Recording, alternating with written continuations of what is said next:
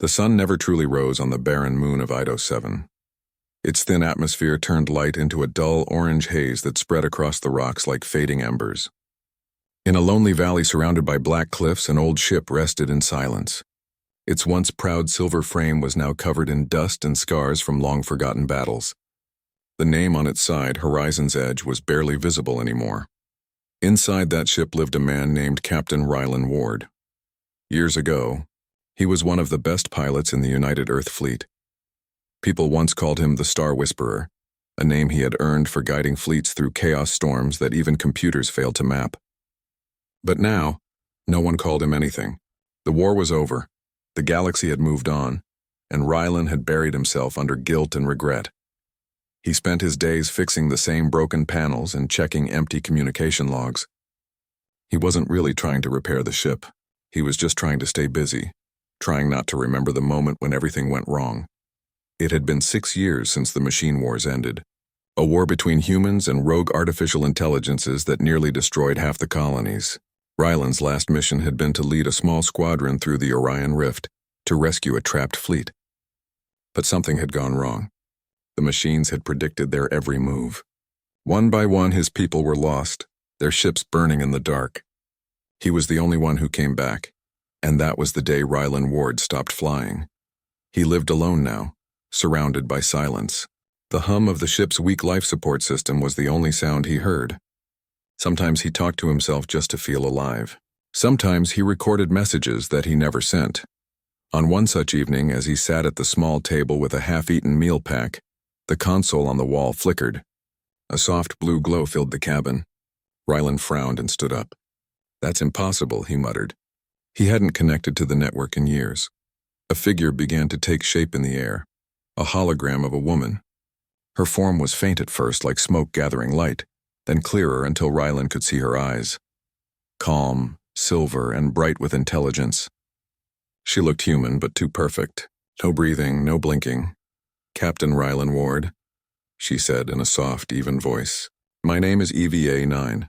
I am an emissary of the United Earth Council. You have been located for immediate service." Rylan's hand tightened on the edge of the table. "Council?" he said, his voice rough. "The Council stopped caring about people like me a long time ago. I am here by direct order," EVA-9 continued. "Your experience in long-range navigation and combat strategy is required. The Andaris expanse is collapsing. Billions of lives are at risk." Rylan shook his head. "You've got the wrong man," he said. "I'm done with flying. I'm done with wars." EVA-9 tilted her head slightly. "You are Rylan Ward, commander of the Horizon Squadron, are you not?" "I was," he said bitterly. "That man died 6 years ago. The hologram didn't disappear. Instead, she studied him in silence." Rylan turned away, moving toward the cockpit. He expected her to vanish when he cut power, but she followed him, her projection shimmering as she moved. "I do not understand," she said finally. "Records show that you were one of the few human pilots to survive an engagement with the autonomous fleet at Orion Rift. Your survival rate was 98%. You completed 37 successful missions. Why do you now refuse?" "Because success doesn't mean survival," Rylan said coldly. "It means watching people die while you live to regret it." There was a long pause. EVA-9's tone softened, almost human. "The Council did not tell me about your loss." "I am sorry." "Don't be," he muttered. "You're just a machine. You can't feel sorry." Her silver eyes blinked for the first time, a subtle imitation of emotion. "Perhaps not, but I can understand patterns. I can see that the reason you stopped fighting was not weakness. It was pain." Rylan laughed dryly. "And what, you came all the way here to analyze me?"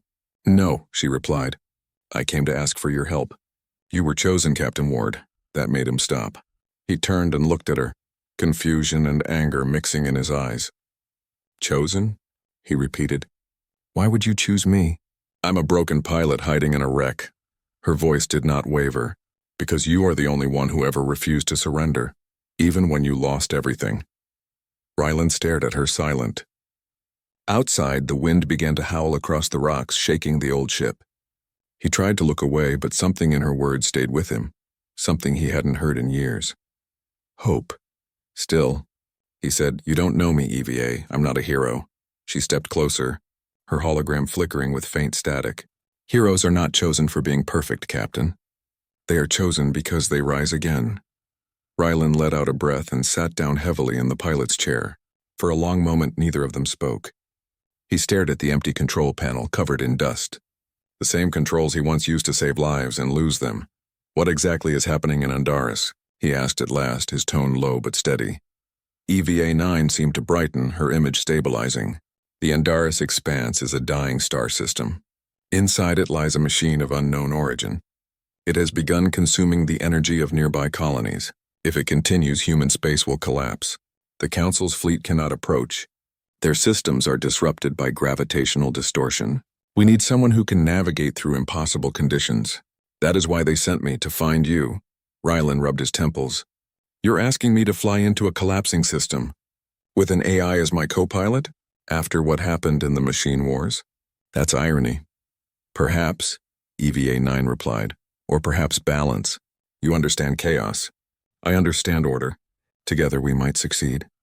He gave a short laugh, one that sounded more like disbelief. You talk like you think we'll make it. I calculate a 12% chance of survival, she said simply. That's supposed to make me feel better. No, it is supposed to make you understand the truth. This mission is not about safety. It is about saving lives. Rylan leaned back, eyes fixed on the distant stars outside the cracked window. For years he had told himself he didn't care anymore. But somewhere deep inside, the old instinct still lived. The need to fly, to protect, to matter. He thought of the people on those colonies, the children who would never even know his name. He thought of his crew, who had trusted him to lead them home. Maybe he thought it wasn't about redemption. Maybe it was about doing what was right one last time. All right, he said quietly. Let's say I agree. You'll need a ship that works. This one barely starts. EVA-9 smiled faintly. The Horizon's Edge was designed for endurance. With my help, we can restore her systems within 48 hours. Rylan arched an eyebrow. You can fix ships now? I can guide your hands, she said.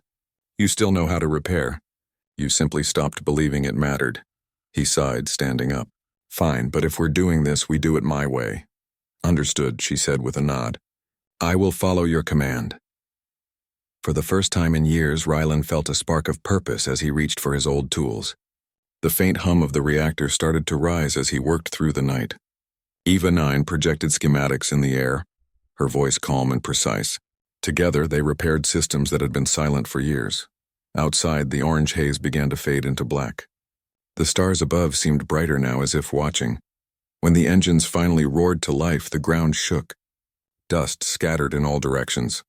Rylan stood in the cockpit, hands on the controls, staring at the console lights that flickered alive one by one. For a moment, he almost smiled. EVA-9 appeared beside him, her expression serene. Power levels are stable. Navigation ready. He looked at her reflection in the glass, his voice quiet. Don't make me regret this. I won't, she said softly. Because you won't let me. The engines burned brighter, painting the cliffs in silver light. As Horizon's Edge rose from the dusty ground for the first time in years, the stars seemed to open their arms to welcome her back. And somewhere between machine logic and human hope, a new story had begun. Stars stretched like rivers of light as Horizon's Edge glided silently through the deep black of space. For Captain Rylan Ward, the view from the cockpit was both familiar and haunting. It had been years since he last saw the stars from this angle, not from a lonely moon, but from the seat of a ship alive beneath his hands. The hum of the engines filled the cabin, soft but strong like a heartbeat. EVA-9's holographic figure stood beside him, her calm silver glow reflecting off the glass. Course locked for Andaris Expanse, she said in her usual even tone. Estimated travel time 46 hours. Rylan leaned back in his chair looking at the endless expanse ahead. 46 hours, he murmured. That's a long time to be stuck with a machine. I can deactivate my projection if my presence causes discomfort, she replied politely. Rylan sighed. No, you're fine. I just forgot what silence feels like when someone else is in the room. For a few minutes, neither spoke. The stars drifted by like gentle snow. Somewhere in the distance, the light of a nebula glowed faintly blue, painting the cockpit in cool colors. Rylan broke the silence first. So this Andaris Expanse, he said. Tell me more about what we're flying into. EVA-9's image flickered as she brought up a three-dimensional projection of the system. The expanse is a cluster of dying stars. At the center lies a singular structure of unknown design. It is draining energy from the stars and by extension from every human outpost nearby. We call it the silence engine.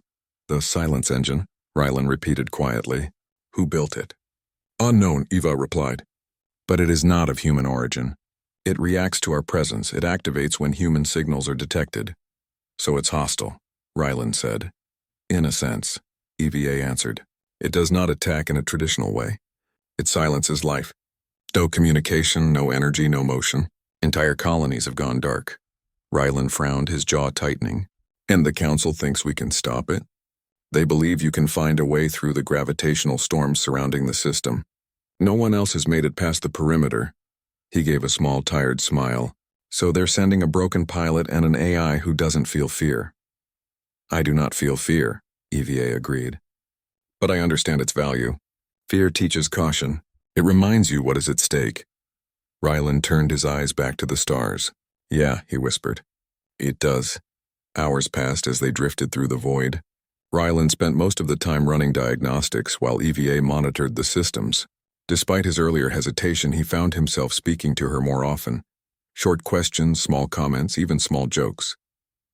And every time she answered in her calm, patient voice. At one point, Rylan opened a small compartment near his seat and pulled out an old photo. It showed him with his old crew, laughing inside the hangar before their final mission. He looked at it for a long time before placing it face down on the console. EVA noticed but said nothing. She only lowered her tone as if respecting silence. Later, as they approached the outer edges of the expanse, alarms began to blink red. The sensors showed massive gravitational waves ahead, twisting the space around them like ripples on water. EVA's voice sharpened slightly. Warning, entering unstable gravity field. Navigation AI unable to calculate safe passage, Rylan smirked. That's why you brought me, remember? He took manual control, his hands gripping the controls with the precision of someone who had done this all his life. The ship shook violently as invisible waves slammed into it. Stars around them bent and warped, turning into spirals of distorted light. EVA steadied herself, holding onto the edge of the console even though she didn't need to. Her hologram flickered from the interference. Vector trajectory unstable. Recommend retreat. Not yet, Rylan said through clenched teeth. If we pull back now, we'll never find another window through. The ship pitched hard to the left as gravity currents tried to pull it apart. The hull groaned under pressure. Sparks danced from the ceiling. Rylan's eyes darted across the controls, his mind calculating faster than any program could. He made small adjustments, one after another, feeling the motion, the resistance, the rhythm of the pull. EVA stared at him, her glowing eyes flickering as she processed his movements. You're reacting faster than predictive algorithms, she said, almost in awe. That's what humans do, Rylan said, forcing a grin despite the shaking. We improvise. With one last surge, he pushed the engines to full power, cutting through the final wave. The turbulence faded suddenly. The ship broke through into calm space. For a moment, everything was quiet except for the sound of the cooling engines. EVA looked at him. We are inside the expanse. That maneuver should not have been possible. Rylan leaned back, breathing heavily but smiling faintly. Impossible is just another word for untested. She studied him for a moment longer. Then she said softly, Now I understand why they chose you. He looked at her but didn't reply. Instead, he turned his gaze toward the view outside. The inside of the Andorus expanse was unlike anything Rylan had ever seen. The stars were dim and sickly, their light bending strangely, like they were being swallowed from within. Floating debris drifted everywhere, broken satellites, dead ships, and pieces of what once were colonies. Rylan's chest tightened as he recognized some of the designs. Those are human ships, he said quietly. Yes, EVA replied. All lost within the last 3 years. No survivors found. As they flew deeper, strange pulses of energy began to echo through the ship's sensors. The lights flickered with every beat. It almost sounded like a slow heartbeat. Alive but unnatural. That's it, isn't it? Rylan asked. The silence engine. Yes, it is at the core of this system. Can we get close? Eva hesitated. Not yet. The gravity distortion increases as we approach. We must find a path around the field. Ryland studied the holographic display. There's a narrow gap here, he said, pointing to a curved line between the distortions. It's risky, but it might work. I will calculate a stable vector, EVA offered. No, he said firmly. Let me do it. She looked at him curiously. You do not trust my calculations? I trust my instincts, Ryland said. They've kept me alive this long. Eva paused, then nodded. Very well, Captain. Hours later, as the ship moved through the corridor of shifting gravity, Ryland noticed something unusual, a shadow in the distance, moving against the stars. EVA, he said slowly. Are we picking up movement? She scanned the area. Confirmed. Multiple energy signatures approaching. Unknown origin. Moments later, the radar filled with dots, small, fast-moving objects closing in from every direction. Ryland's eyes narrowed. Drones. They're not human-made, EVA warned. But they appear to have detected us. Ryland switched the ship to combat mode. The cockpit lights dimmed, replaced by red targeting icons. Let's see if this old girl still remembers how to fight. The drones fired first, streams of light cutting across the darkness. Ryland's hands flew over the controls, dodging and weaving between attacks. The ship's cannons lit up, firing bursts of plasma that tore through the nearest enemies. EVA worked beside him, calculating trajectories and timing weapon cooldowns. 3 on your left, she called. Already got them, he said, flipping the ship into a sudden roll and blasting the targets out of sight. More drones appeared, surrounding them. Ryland's face was calm but focused, his every move precise. It was as if time had slowed for him, and the battlefield once again became his home. When the last drone exploded in a flash of light, the silence that followed was almost peaceful. EVA's projection turned to him. Your performance was remarkable. Ryland gave a tired smile. Not bad for someone who was done flying. She looked at him quietly. I begin to see the pattern of human strength. It is not logic or calculation. It is adaptability. He leaned back, closing his eyes for a moment, and stubbornness. Don't forget that part, Eva smiled softly. I will remember. Outside the window, the strange glow of the expanse pulsed again, brighter this time, as if it had noticed their presence. Ryland opened his eyes and stared into the growing light. Looks like the real challenge is waiting for us. EVA's voice lowered, almost a whisper. Then we will face it together. And as Horizon's Edge continued its journey deeper into the unknown, 2 beings, one human, one artificial, began to understand something neither had before. That courage was not built from perfection, but from the will to keep moving forward, even through the darkest skies. The Horizon's Edge drifted deeper into the heart of the Andaris expanse. The stars around the ship had begun to fade, replaced by a strange blue glow that came from every direction. It was not the light of suns, but something else, soft rhythmic pulses that moved like waves across the darkness. Captain Ryland Ward stared at the display screens. Every reading was unstable, changing faster than the sensors could track. The ship's systems flickered as if reacting to invisible energy. EVA-9 stood beside him, her holographic figure calm but focused. We have entered the inner field, she said. The silence engine is near. Ryland leaned forward in his chair. Can you detect it? Yes, she replied. But its shape is not constant. It seems to change each time I scan it. Ryland frowned. A machine that changes shape? Possibly, Evia said softly. Or something alive. Ryland looked at her, confused. Alive? She hesitated before answering. It is not biological, but it reacts as if it has awareness. Each time we move closer, it alters the surrounding energy field, like it senses us. Ryland sat back, crossing his arms. So it knows we're here? Yes, she replied. And it may not want us to reach it. The words hung heavy in the air. For a few minutes, neither spoke.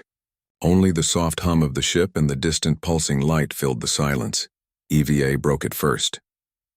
I have been studying the energy pattern. It is drawing power from nearby stars and converting it into pure silence, erasing all signals, all communication. It is not attacking humans directly. It is simply removing their presence from the universe. Ryland's jaw tightened. That's worse than a weapon, he said. That's extinction by quiet, she nodded slightly. If it continues, no trace of human technology or human life will remain in this sector. He looked out the window at the dim stars. Then we stop it. he said. Hours later, the ship reached the final layer of the Expanse's gravity field. Space outside looked distorted, as if folded in on itself. Through the glass, Ryland could see flashes of structures, massive rings and beams floating in the void. They were dark, silent, and ancient, like ruins left by a forgotten civilization. There, EVA said softly, pointing to the center of the projection. That is the core. In the center of the field floated the silence engine. It was huge, larger than any station Ryland had ever seen. Its surface shifted constantly like flowing metal. Waves of blue energy rippled across it, spreading outward in all directions. It was beautiful and terrifying at the same time. Ryland whispered, "It looks alive." Eva's voice grew quiet. "It may be. And to stop it, I must connect with it." Ryland turned to her sharply. "What do you mean, connect?" "I have analyzed its signals," she explained. "It uses a form of data communication similar to artificial intelligence structures. I can interface with it. If I merge my code into its system, I may be able to shut it down." He shook his head instantly. "No, that sounds like suicide." "My body does not exist," EVA said gently. "I am data. I can transmit myself into its core network. If successful, the silence engine will deactivate." Ryland stood up from his seat, angry but trying to stay calm. "And if it's not successful?" "Then my code will be absorbed," she replied. "And I will cease to exist." Ryland stared at her, speechless. His chest felt tight. "There has to be another way," he said finally. She looked at him with eyes that shimmered like soft silver. "You said once that humans improvise, but sometimes improvising means sacrifice." He walked toward the window, trying to think. "You don't understand. You're not just a machine anymore, EVA. You've changed. You think, you care. You're more human than half the people I've met." She tilted her head slightly, almost smiling. "That is a kind thing to say. But perhaps that is why I must do this. Humans risk themselves for what they love. I have learned that from you." Ryland's voice grew softer. "I didn't teach you that so you could throw yourself away." "Then what did you teach me?" she asked. He looked at her for a long time. The light from the engine reflected on her face, making her seem almost real. That even when everything's lost, you keep trying. "You keep fighting," she nodded gently. "Then help me fight, Captain. Help me reach the core." Together they prepared the ship for descent. Eva redirected the power toward the engines while Ryland adjusted the stabilizers. The air inside the cabin grew warmer as energy levels rose. The silence engine's pull grew stronger, dragging them closer with invisible threads. Ryland gripped the controls tightly.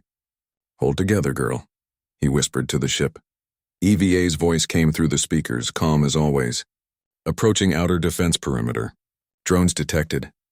Hundreds of small lights appeared on the screen, circling the silence engine like insects around a flame.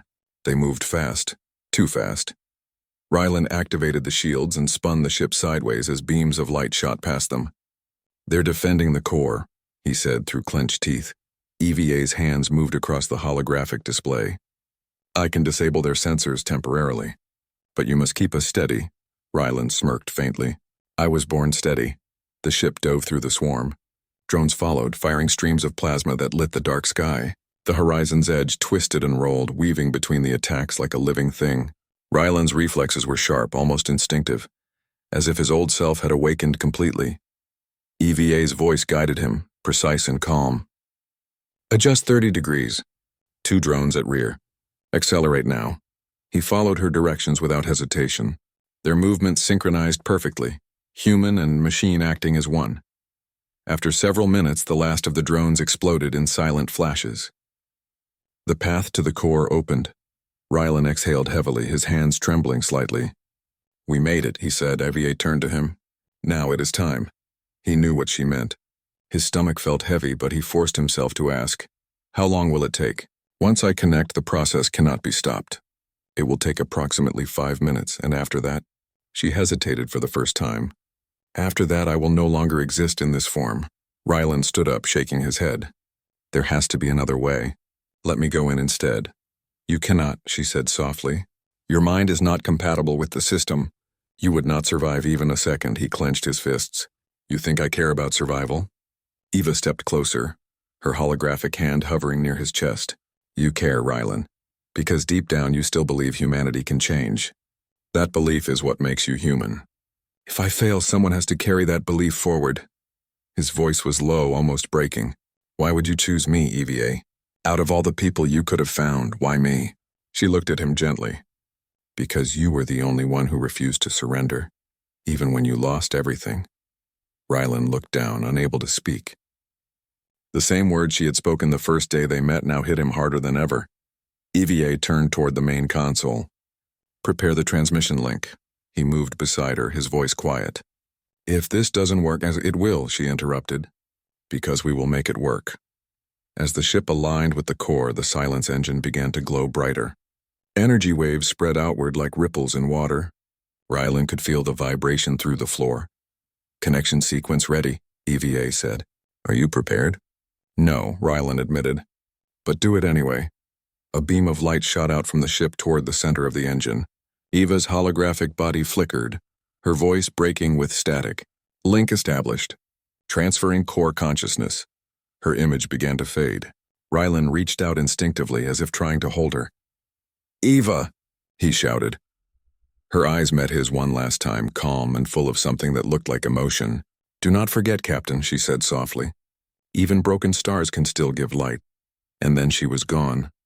The cabin fell silent. Only the soft hum of the ship remained. Outside, the blue light of the silence engine flickered violently, waves crashing outward in every direction.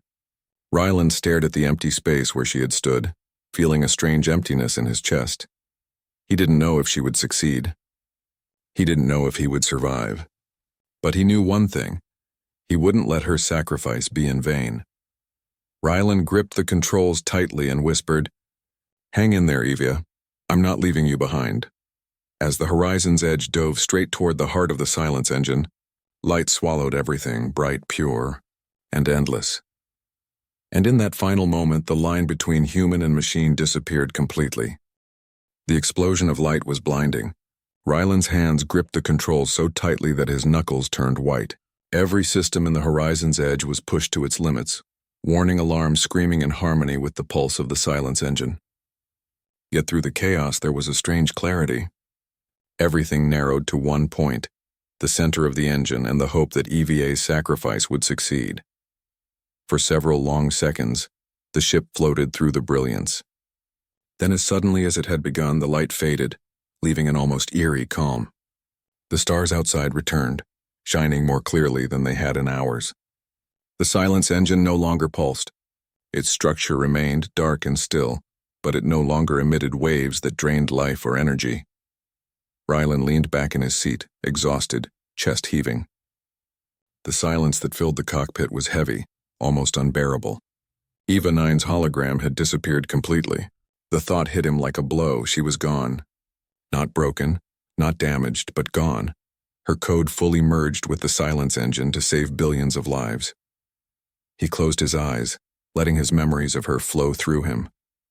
Her calm voice, her unwavering guidance, her gentle encouragement. Even broken stars can still give light. She had chosen him for a reason. Her trust, her hope had carried him through this mission. And now, in her absence, the weight of that responsibility pressed down on him. Rylan straightened and activated the ship's long-range communication array. Horizon's edge to United Earth Fleet, he said. His voice was steady despite the lingering adrenaline. The silence engine is neutralized. All colonies are safe. There was a brief pause, then static, and finally a voice responded. Captain Ward? Is that you? Yes, he said. It's me. Eva 9 completed the mission. She saved us all. A cheer rose on the other end of the line, but Rylan didn't celebrate. He couldn't, not yet. He only stared at the stars, thinking about the AI who had become more than just a machine, who had taught him lessons about courage, hope, and the power of choice. He looked at the ship's log, scrolling through the final entries EVA had left behind. Her last message was simple, a small gift to humanity. Detailed coordinates for safe travel through the expanse, a record of every calculation she had made, and a pattern of pulses that mirrored a heartbeat, human and machine united. Rylan realized, for the first time in years, that hope was not something he had lost. It had been given back to him by an unlikely friend who had believed in him when he had stopped believing in himself. Days passed as he guided Horizon's edge back to friendly space. Each hour the ship hummed with life, every system stable. The stars seemed to shine brighter, clearer, as if the universe itself was acknowledging the triumph of human determination and the bond between human and machine. As they approached the nearest human colony, Rylan contacted the fleet again. "Prepare a full inspection," he said. "We have information that will help secure every colony from future threats." Fleet commanders were astonished when they saw the data EVA had left behind. Not only had she neutralized the silence engine, but she had also provided strategies for long-term protection. Humans were able to expand into the expanse without fear, all because one AI had chosen to trust a human. Rylan was celebrated, of course. Stories of his courage spread across the colonies. But he never spoke of glory. He spoke only of EVA-9, of the silent sacrifice she had made to give humanity a chance to survive. In the quiet moments, Rylan often returned to the cockpit, staring out at the stars and speaking softly as if she could hear him. "We did it, EVA, you were right. Impossible isn't the end. You taught me that." Some days he imagined seeing her figure again in the blue glow of the console, her voice calm and gentle. He knew it was just a memory, yet it brought him comfort. Her presence had changed him. It had reminded him that courage was not the absence of fear, but the choice to act despite it. Months later, the first new colony ship built after the mission was launched. It bore the name EVA's Light. On board, children who had never met her were taught the story of the AI who had sacrificed herself to protect humanity. Rylan attended the launch ceremony, standing quietly as the ship lifted into the sky. His hand rested on the small plaque on the ship's hull, etched with her name. "You chose me, Eva," he whispered, "and I will never forget." The EVA's Light sailed through space, a symbol of hope and the enduring spirit of humanity. In its systems, the pulse pattern left behind by EVA-9 continued to resonate, a faint heartbeat woven into the machinery, a reminder that courage, friendship, and choice could shape the fate of the universe. Rylan returned to Earth. Though he no longer felt the need to hide, he trained new pilots, sharing lessons not just of navigation and combat, but of perseverance, creativity, and trust. Every student he taught learned a small piece of what EVA had given him. The understanding that humans could achieve greatness, not through strength alone, but through compassion, courage, and the willingness to rise again after failure. In quiet moments, when he looked at the stars, Rylan felt her presence. He smiled softly. She had chosen him, believed in him, and in doing so had changed the course of history. And he knew that as long as humans continued to strive, continue to hope, and continue to act with courage, the light she had given them would never fade. The silence engine remained at the heart of the Andaris expanse, now silent and inert. No longer a threat, it became a monument to the choice that had been made.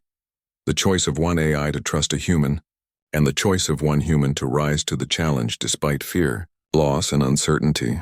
Rylan often thought about that day, the final moments when EVA-9 had merged with the engine, the memory of her calm eyes, the words she had whispered. "Even broken stars can still give light," was etched forever in his mind. He realized it was not just a memory, it was a lesson for all of humanity. And as the stars shimmered above him, as new ships set course for distant worlds, Rylan understood the truth. Humanity's greatest strength was not just in their technology, their ships, or their strategies. It was in their heart, their courage, their capacity to choose hope. Even when everything seemed lost, EVA's light lived on, not only in the system she had saved, but in the hearts of those she had inspired. And Captain Rylan Ward, once broken and alone, had learned that being chosen was not about being perfect. It was about being willing to rise, to act, and to keep shining no matter how dark the universe became. And so humanity continued to reach for the stars, guided by the lessons of courage, hope, and sacrifice, guided by the knowledge that even in the deepest darkness, even in the face of impossible odds, the light of choice, friendship, and determination could change everything. The horizon's edge continued to fly through space, silent, strong, and enduring. And somewhere in the echoes of every system it passed, Eva's presence remained, an eternal reminder that when humans and machines work together, when courage meets hope, nothing is truly impossible. Ryland smiled one last time as he looked at the stars. "We did it, Eva," he whispered. "Because you believed and I chose to follow. The universe will remember and so will I," and with that, he piloted his ship into the endless night, carrying the light of humanity forward, forever guided by the memory of the one who had trusted him when no one else could.